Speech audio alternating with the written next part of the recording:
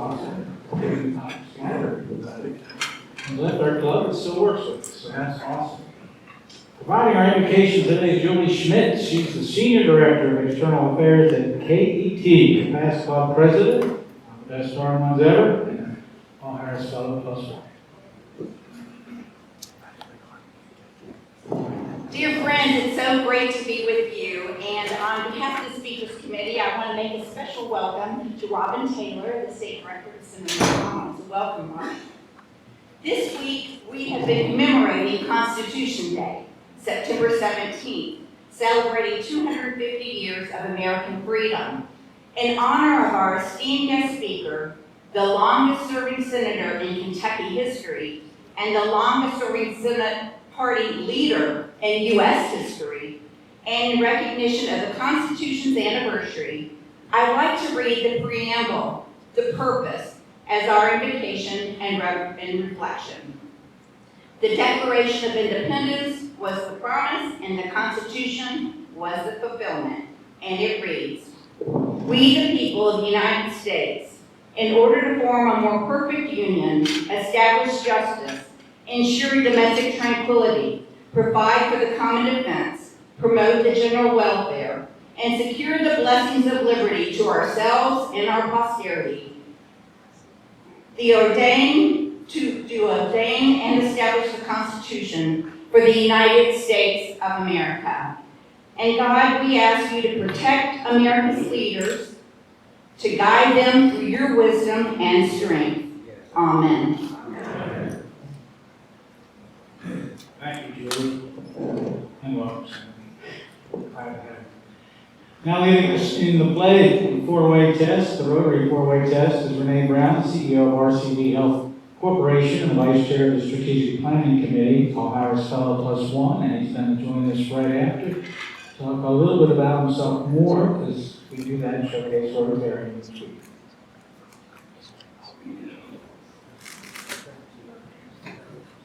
Please join me in the Pledge of Allegiance. I pledge allegiance to the flag of the United States of America and to the republic for which it stands, one nation, under God, indivisible, with liberty and justice for all. And now, join me in the four-way test. Is it true? Is it fair to all concerned? Will it build goodwill and better friendships? Will it be beneficial to all concerned? May I have a seat?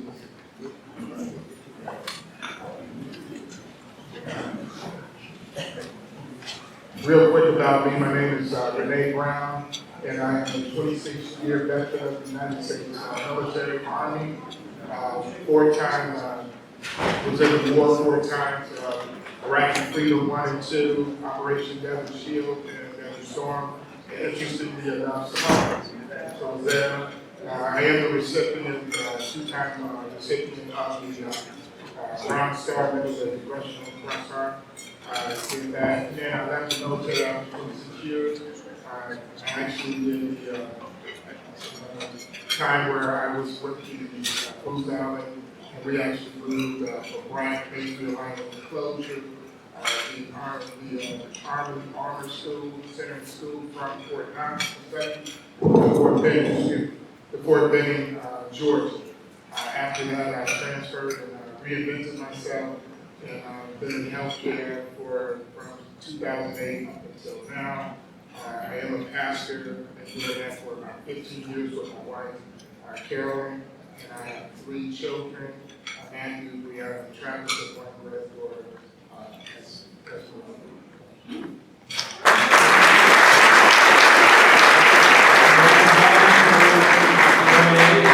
All new members from the past year that are present, please stand so we can recognize you.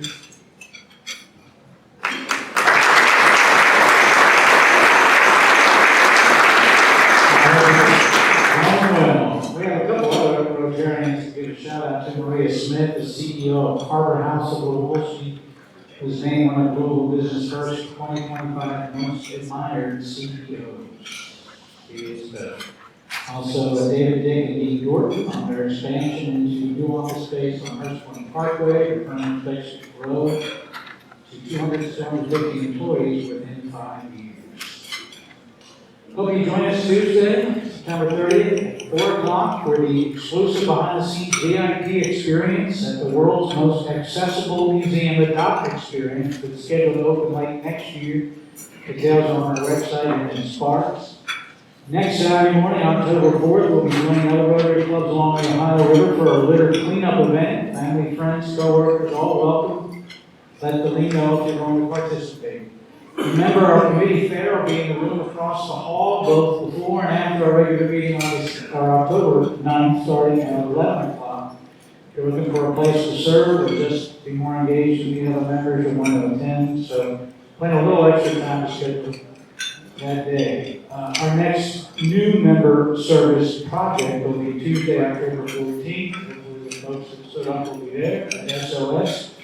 Come have fun, pack some medical supplies, and get to know some fellow members.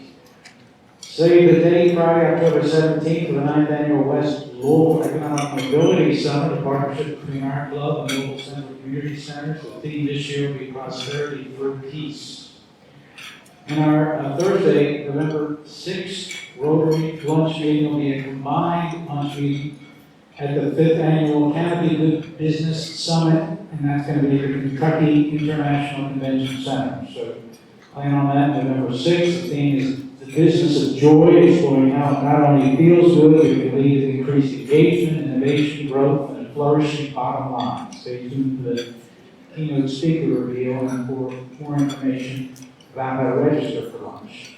And you can consider attending the full day summit. Several Rotarians have already been announced to lead breakout sessions, including Dr. Martin Moore and Reno Weber and our Executive Director, Louise Taylor. You'll see Rotarians hosting tables in the Mission Marketplace.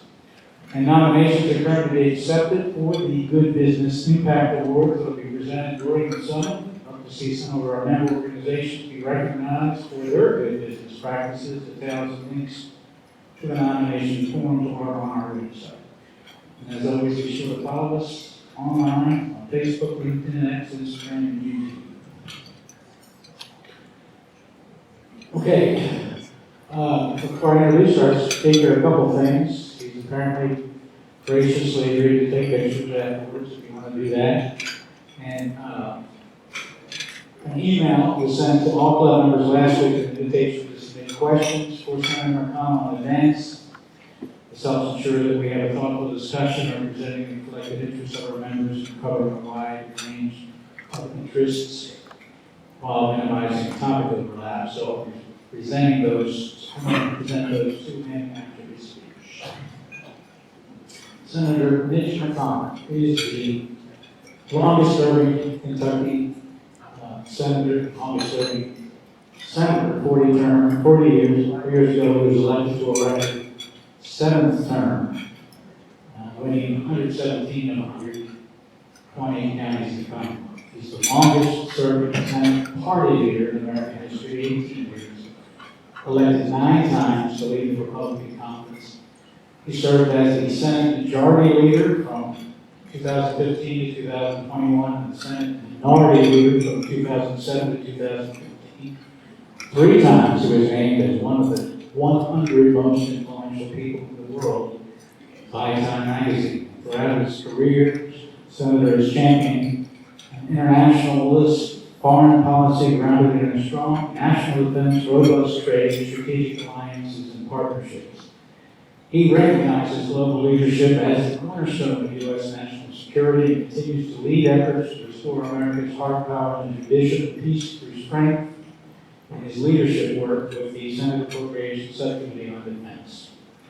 Senator is a graduate of Emmanuel High School, graduated with honors from the University of Louisville College of Arts and Science, where he served as the student body president. And he's also a graduate of the University of Kentucky College of Law, where he was elected president of the Student Bar Association. And he served as the first judge executive of Jefferson County. He's the proud father of 3 daughters. Married to Lynn Chow, who served as the U.S. Secretary of Transportation and Secretary of Labor, and is a former President of the United Way of America and Director of the Peace Corps.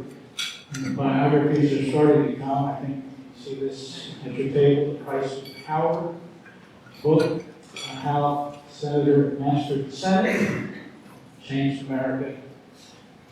This is apparently a pretty good book. We are delighted to have you come join us.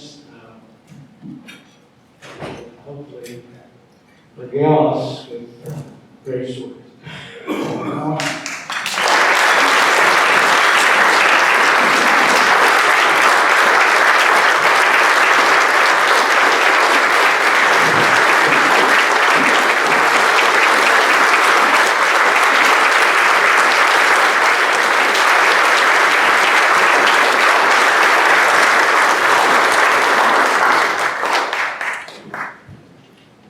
I want to make sure you can hear me tonight. Okay. Well, thank you very much. That introduction certainly underscores how long I've been around. Some people think I was there when Washington laid the cornerstone of the Capitol. And I remember when John Yarmouth was a Republican.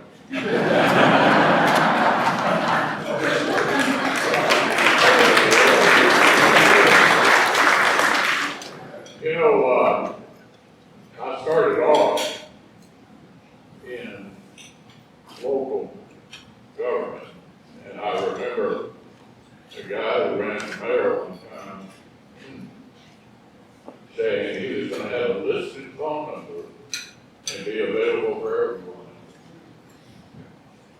So shortly after he got elected, the phone rang at 2 o'clock in the morning.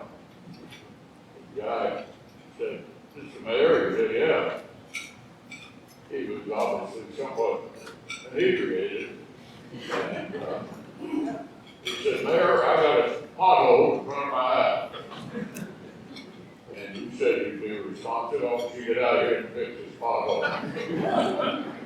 So the mayor went to the office the next day, told the director of works, he said, "Let's go out there and show them how good we are, fix that pothole, and call me back, let me know when it's been done." Late in the afternoon, the works director called him up, said, "We fixed the pothole." Mayor went home and set his alarm for 2 a.m. He said, "There you go, SOB, we fixed the pothole." So when I went to the Senate, I had been very much in local government, worried about police and jails and potholes and that sort of thing. In that particular period, the country statewide was pretty democratic. By registration 2 Act 1. And you all heard about the Banking Corner, you haven't been there. Down at the Banking Corner, every first Saturday in August, the Democrats sit on one side, the Republicans sit on the other.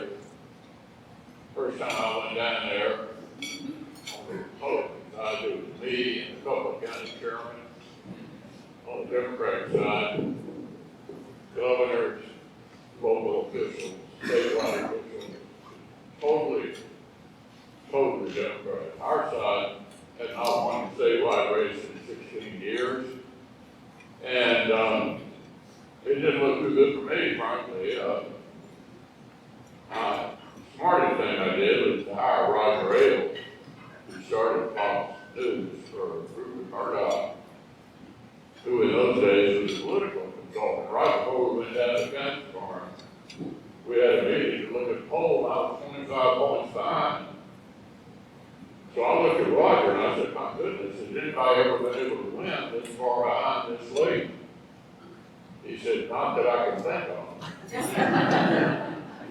But he was a very competitive guy. He didn't give up.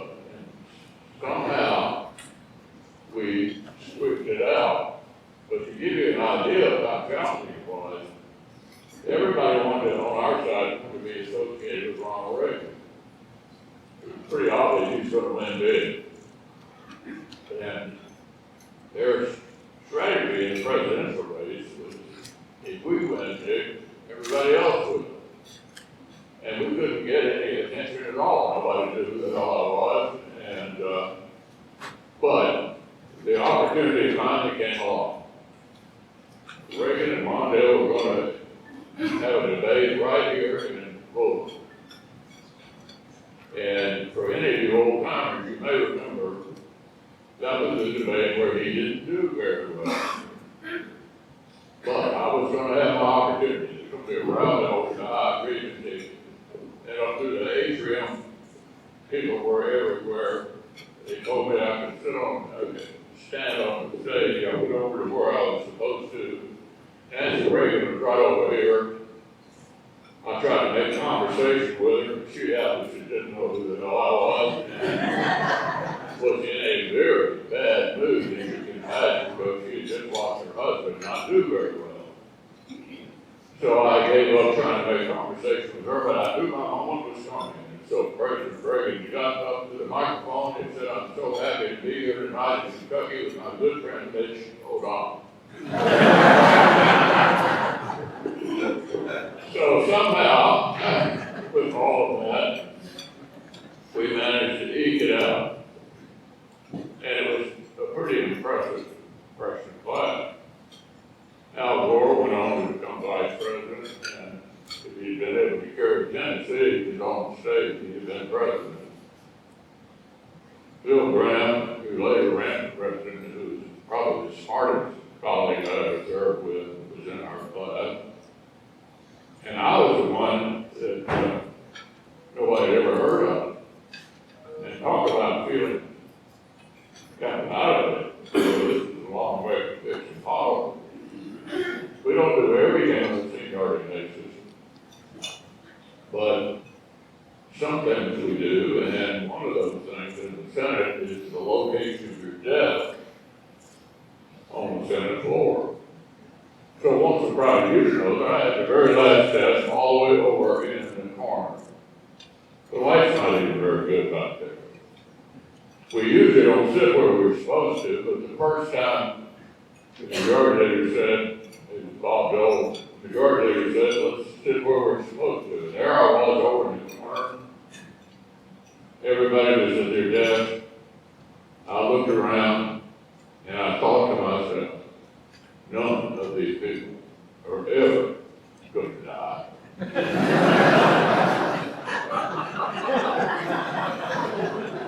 Retire or be defeated. But I did notice that Bob Dole had the best seat. And I thought, well, somehow, maybe someday, I might be able to get that seat. Well, I think it's pretty safe to say I was not exactly an overnight sensation.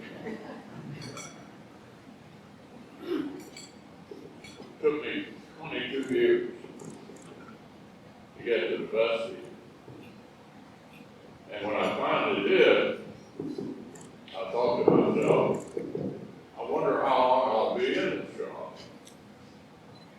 And amazingly enough, I ended up breaking my master's record by doing it for 18 years.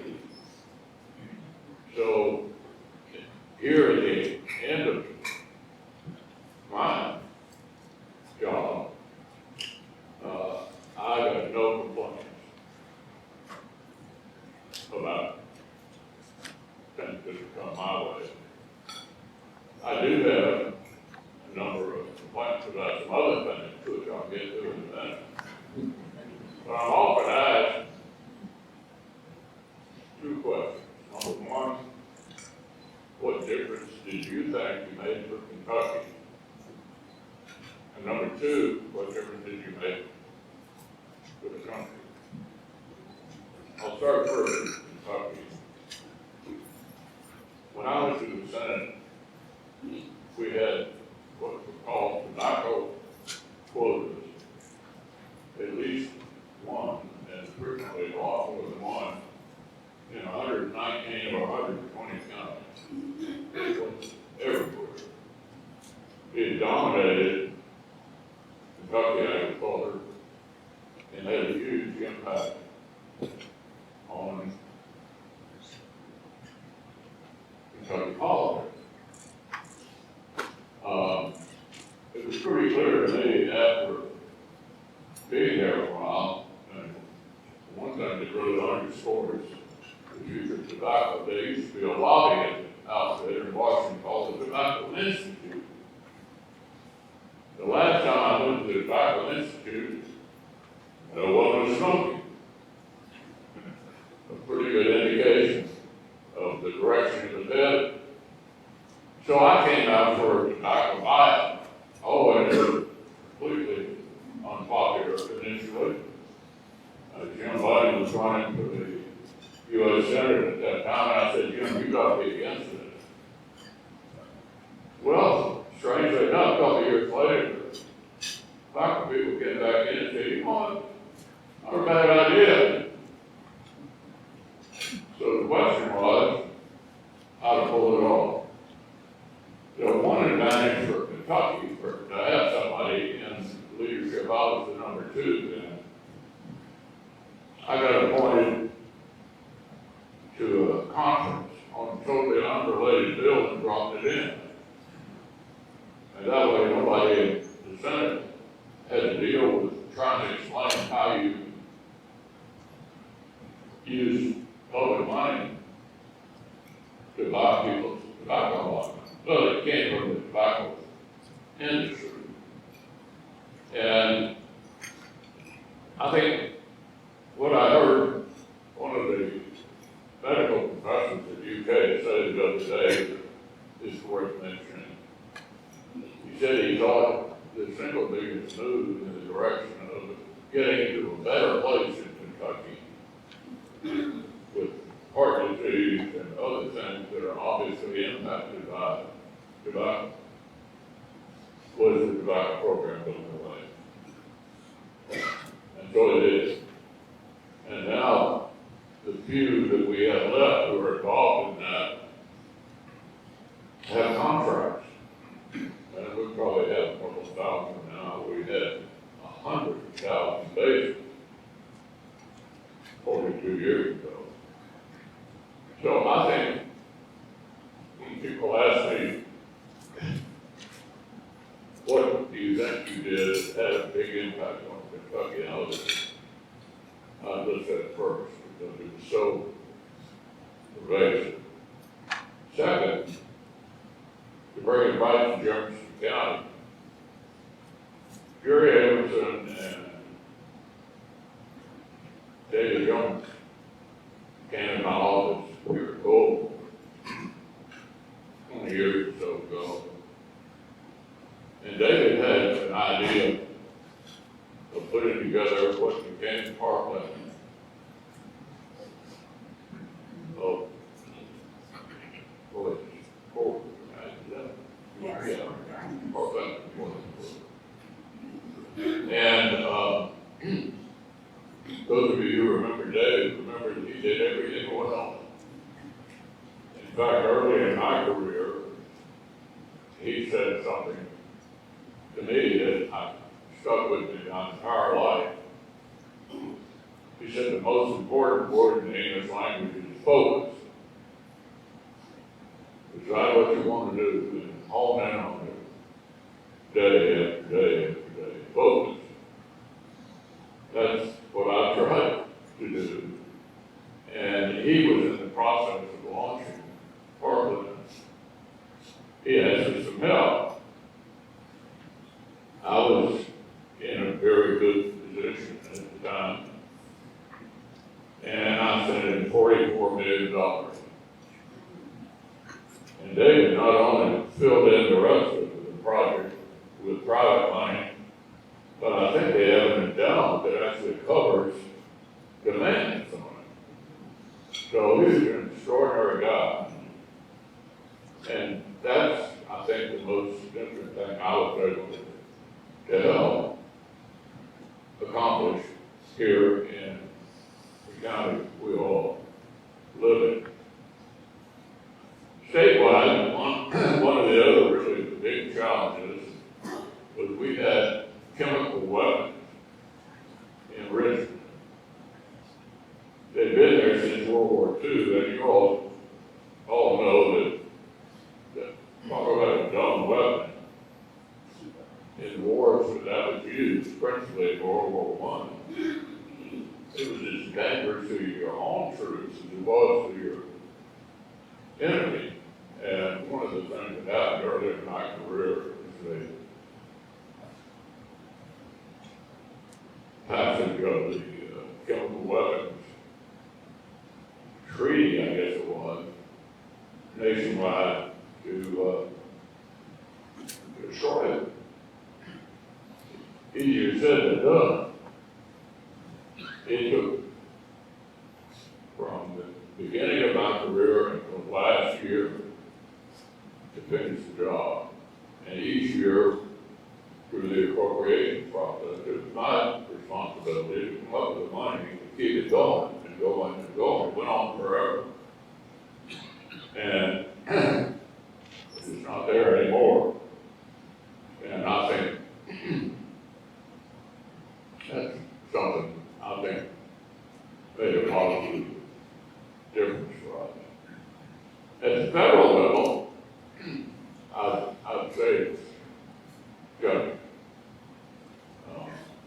I happen to have made a very controversial decision when Justice Scalia passed away in 2016, not to fill the vacancy. The presidential election was underway. I felt frankly if the shoe was on the other foot, they would never have filled it. In fact, Joe Biden, when he was chairman of the Judiciary Committee, said in 1992, when Bush 41 was running again, if there were vacancies, they wouldn't fill it. So I decided to take the heat and say, well, that was in February. Everybody laughed. So when Hillary Clinton's going to be president, all that's going to happen here is you just delay getting her nomination. I had no idea that who our nominee was going to be. When I later figured out, like all we did, who our nominee was going to be, people still thought there was no chance he was going to win. And there were conservative allies of mine who said, why don't you just go on and confirm Merrick Garland, because Hillary Clinton will pick somebody from our perspective a lot worse. I said, well, we can deal with that in the election and see who wins. So election night, I had three things I hoped would happen. Here in Kentucky, I was hoping to take the state house for the first time in almost forever. I had become the majority leader. By the way, I've been both. Majority better. Because the majority leader gets to decide what you're going to do. Doesn't guarantee the outcome, but you decide what you're going to do. And by about 11 o'clock that night, it was clear I was going to be the majority leader for another couple of years. Never occurred to me that we might win the presidency. But about 2 o'clock in the morning, the Republicans got elected president. So during the course of that term, I was the majority leader, and we ended up with 3 new Supreme Court justices. And I think that one thing these men and women had in common was the notion that seemed to be forgotten, that the job of judge is to follow laws and right, not to act like another legislative body, to follow the laws and right. It's up to us to get elected to make the law. That had become not very fashionable over the years, and judges had decided to be another branch of the legislature. And so I think, from my perspective, I think that's a significant improvement. We also confirmed 53 circuit judges. And I made confirming judges the #1 priority because I thought this would have the longest impact on the country.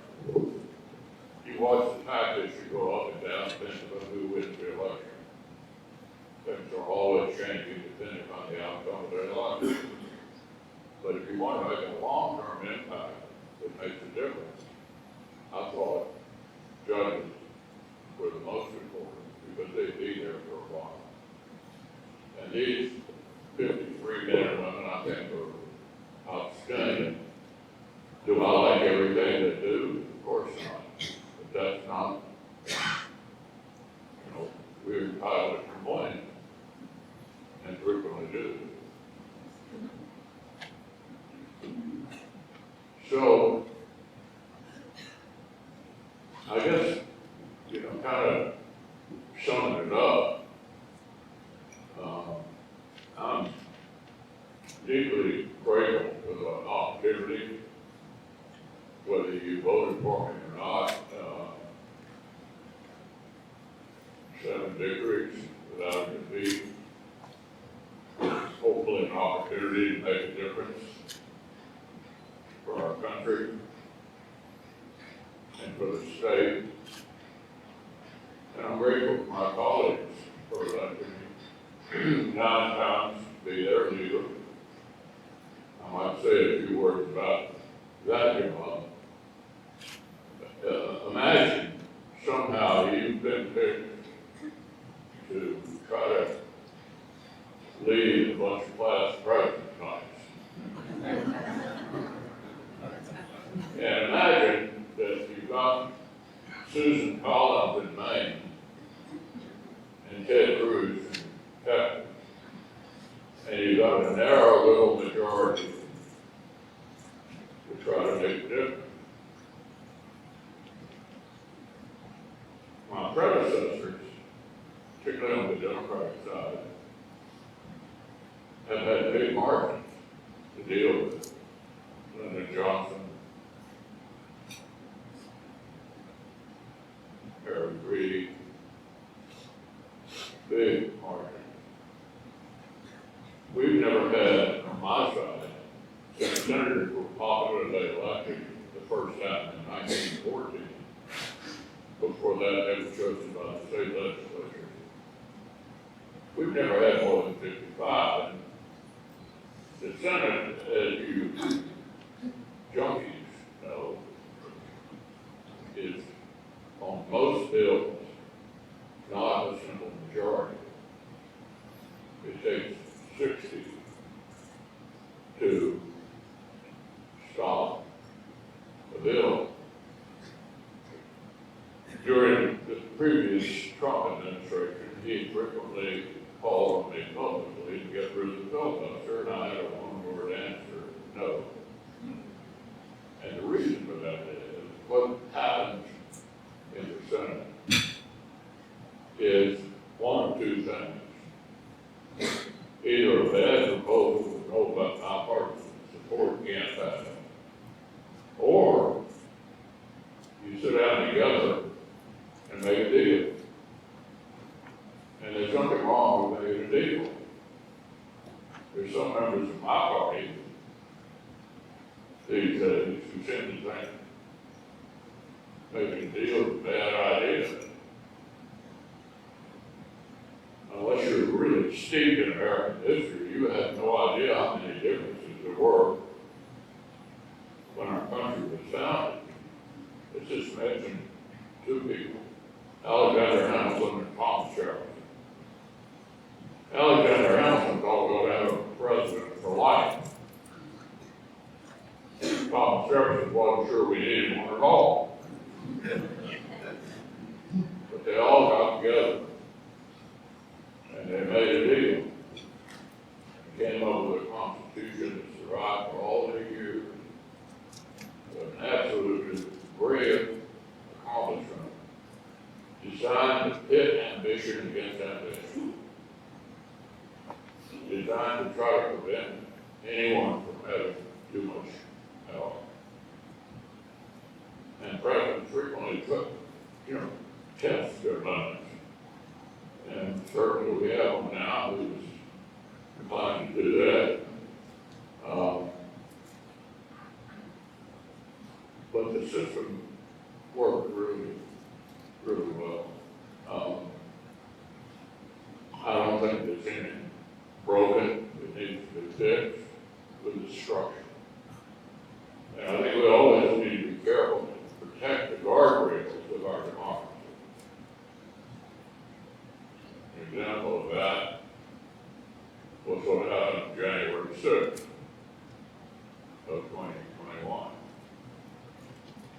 had that effort succeeded, that was in the first time in American history we had an orderly transfer from one administration to another.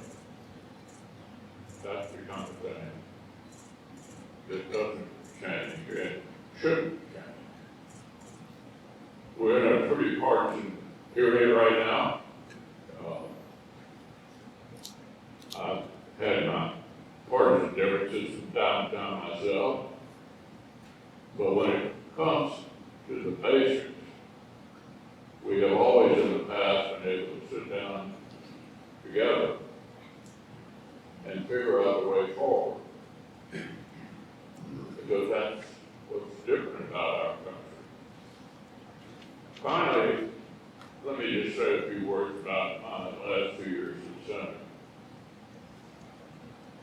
I felt like I had been leader long enough, longer than anybody else.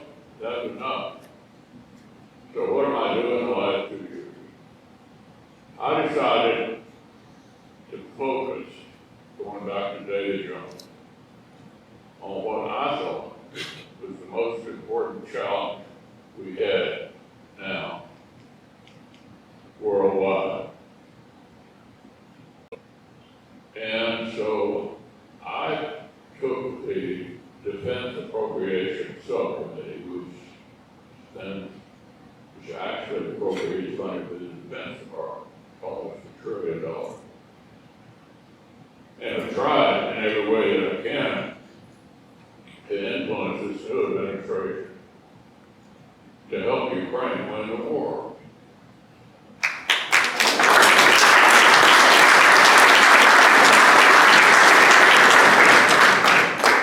Well, it's obvious you get it.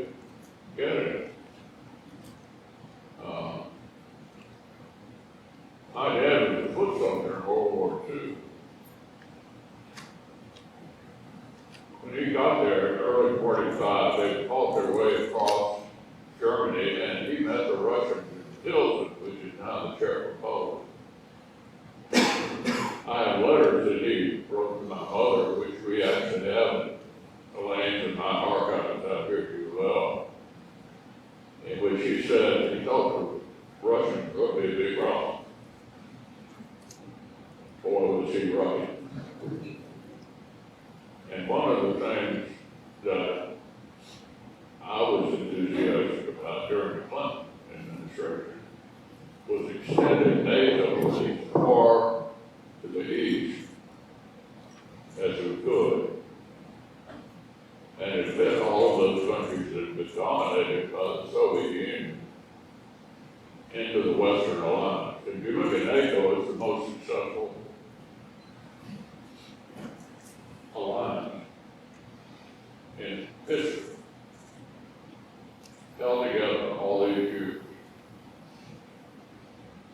And the reason I thought, and others thought, that we ought to do that is because we weren't quite sure the Russians were going to change.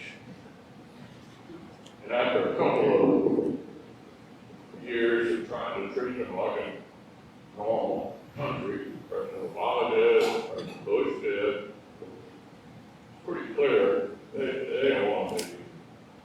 They don't want to be like Western democracy. Vladimir Putin thought the single biggest geopolitical disaster in the previous century was the breakup of the Soviet Union. So now we're experiencing it. And I think it's critically important to our place in the world as a leader of the free world to avoid the following headline: Russia wins, America loses. And no matter how much the isolationists say, well, you know, if we leave them alone, maybe they'll leave us alone. They're not going to leave us alone if we leave them alone. You got North Korea, China, Russia, Iran, and Iran's proxies. Very different kinds of countries, but they all agree on one thing: they're neighbors. And hunkering down and hoping things will get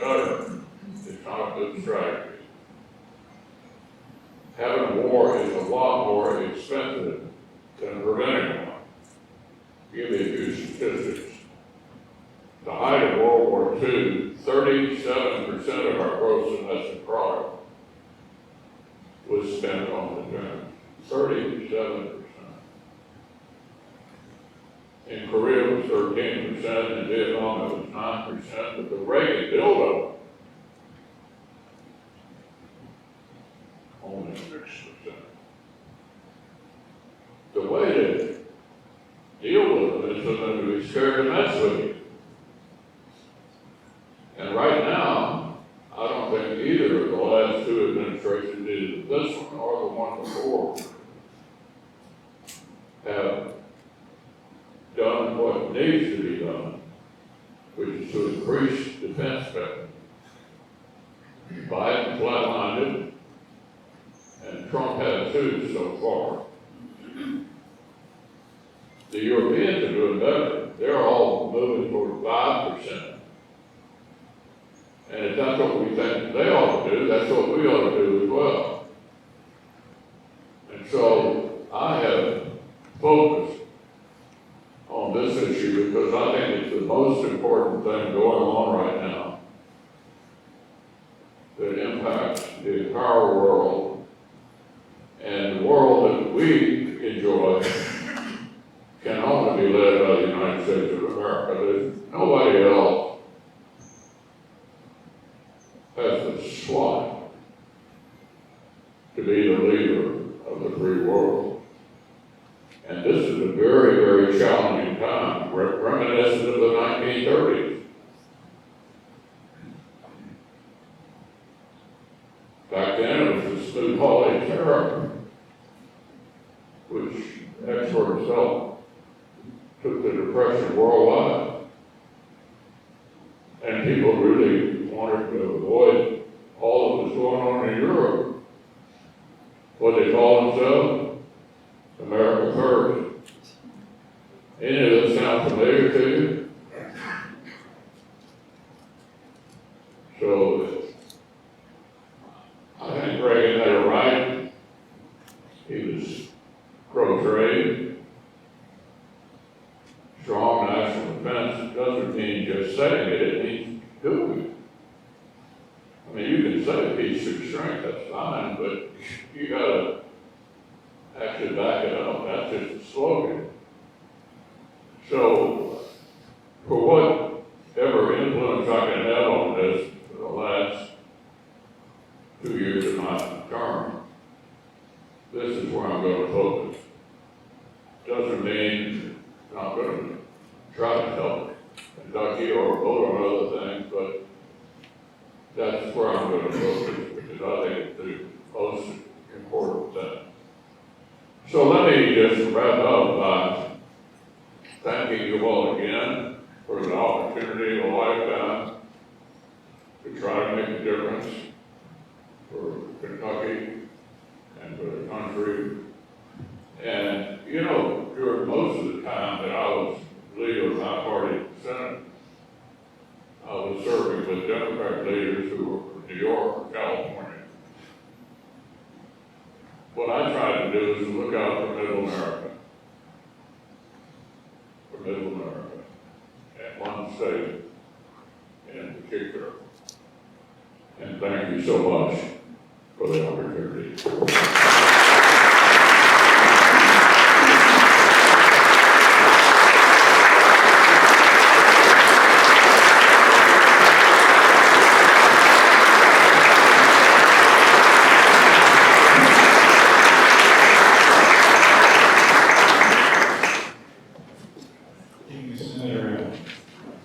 Thank you medal for our forward test showcases our values. First question, thank you for speaking. Your retirement plans, memoir, public service? One thing that's happened in my hearing is not great. Your retirement plans, any memoir, public service? Well, that's a good question.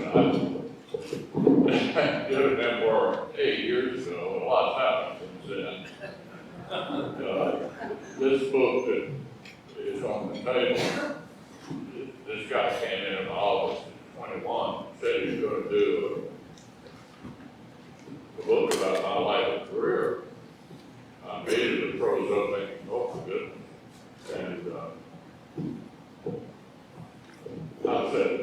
I thought about it, and I thought that probably the smart thing to do is to participate.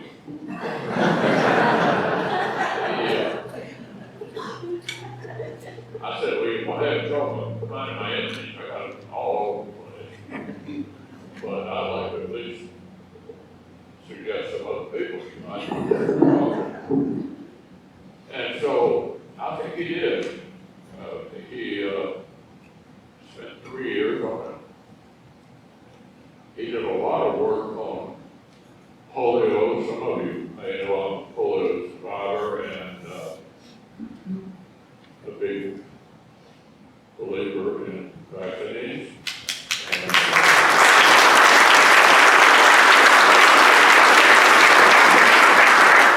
You probably don't know I'm the only member of my party in the Senate who voted against the Secretary of Health and Human Services.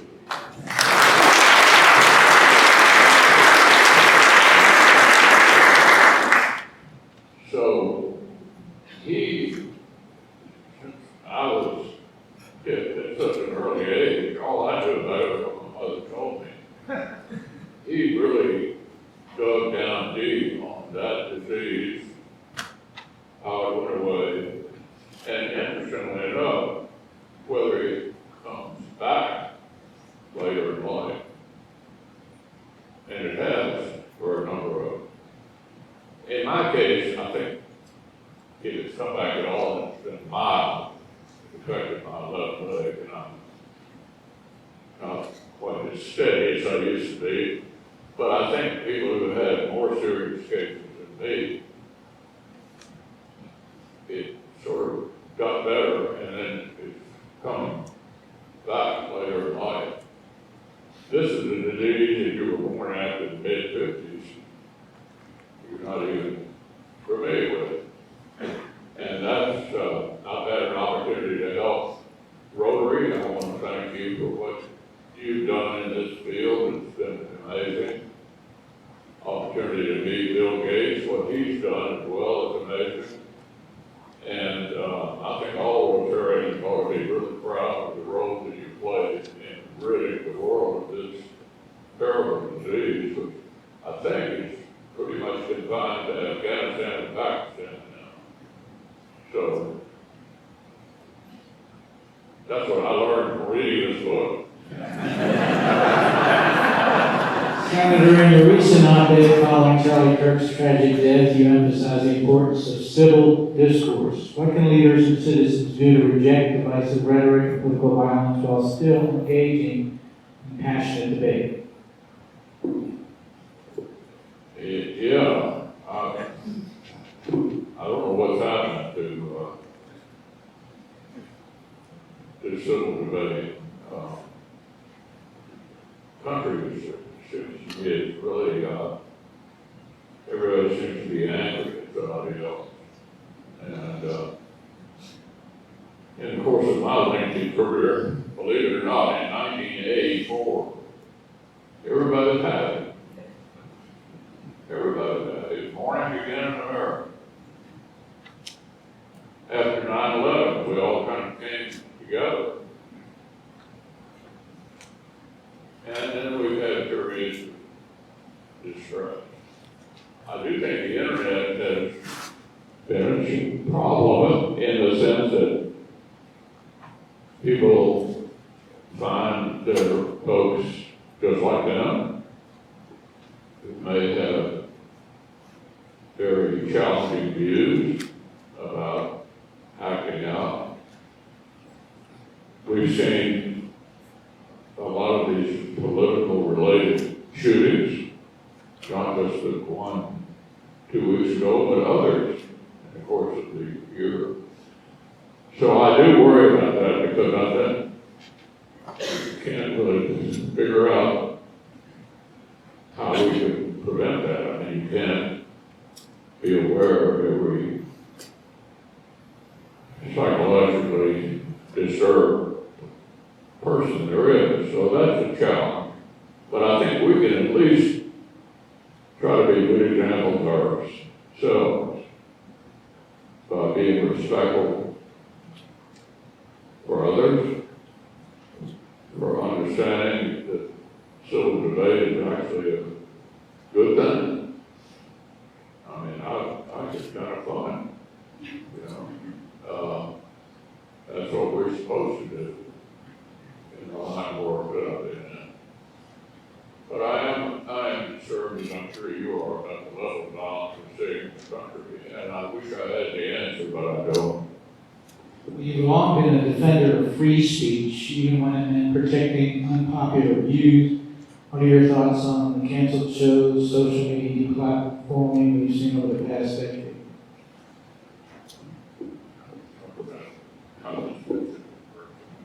Right. Yeah, well, for those who say, well, we ought to just have the government shut people up, that doesn't work. You watch this episode with Jimmy Kimmel. By the way, I never watched it, but he mentioned me the other night. We need to be careful not to have the government in charge of our speech. Period.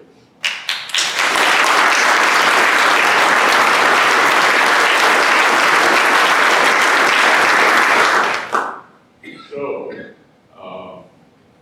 having said that, that means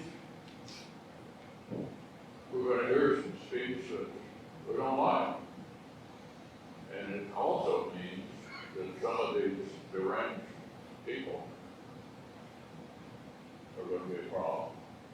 But a worse problem would be having the government is trying to decide who gets to speak and who doesn't.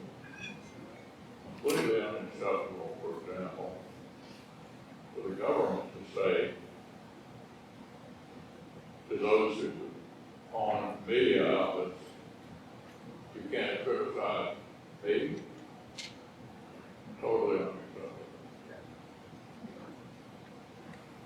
Senator, as it relates to economic development and workforce readiness, what do you see as the biggest opportunities over the next decade to keep Kentucky competitive? Well, I think the advantage we have is location. That's why UPS is here. That's why we have a lot of warehousing. And the automobile production is amazing. Going back to trade for a minute, the Herald Leader recently printed an article that they didn't write it, they printed an article about trade by state. They looked at all 50 of the states and asked the following question: what percentage of the state's gross domestic product was dependent on trade? And they ranked the states from 1 to 50. We were number one.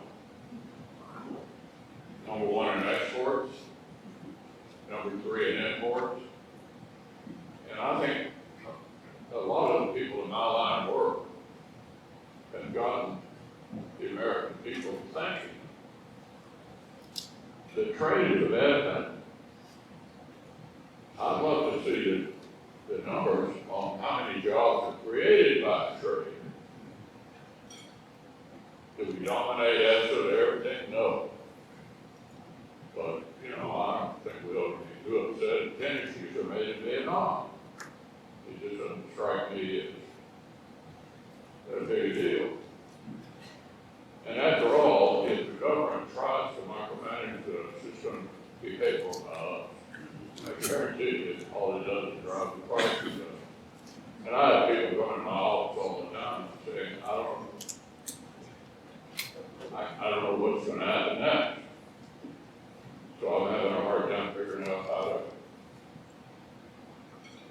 price it. And the one thing we know for sure is we're going to pay for it. Whatever revenue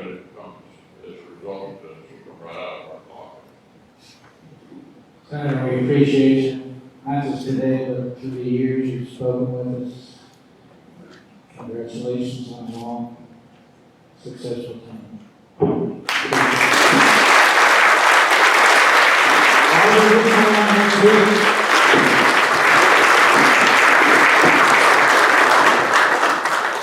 All right, so Senator McConnell, thank you so much. It has been such a privilege and an honor to get to sit right next to you, knowing that you are sitting in that longest serving chair in Washington DC. I think I could die and go to heaven right now. But Senator, thank you.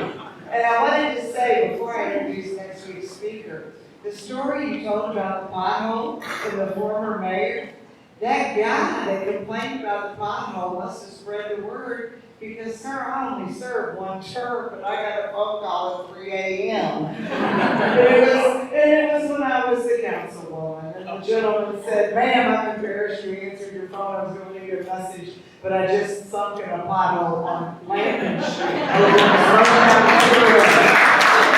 And he said, ma'am, I don't know if you can fix that hole, but I can't afford new tires, I just bought 4, and I spent my last paycheck on them. So thank you. Thank you for the potholes. Thank you for taking care of our state, our Commonwealth, and for the nation. Next week, our speaker that's going to come right here in this very room has a number of things in common with Senator Mitch McConnell. Next week's speaker also graduated from the University of Kentucky's Law School. Next week's speaker went on to become senior advisor to Senator Mitch McConnell. Next week's speaker spent much of their childhood in Grady's, Logan, and Davies County. And yes, next week's speaker was also, are you ready, a former FBI special agent. And lastly, the 52nd Attorney General for the great Commonwealth of Kentucky. Next week's speaker is none other than Attorney General Russell Coleman. So please, stand back to our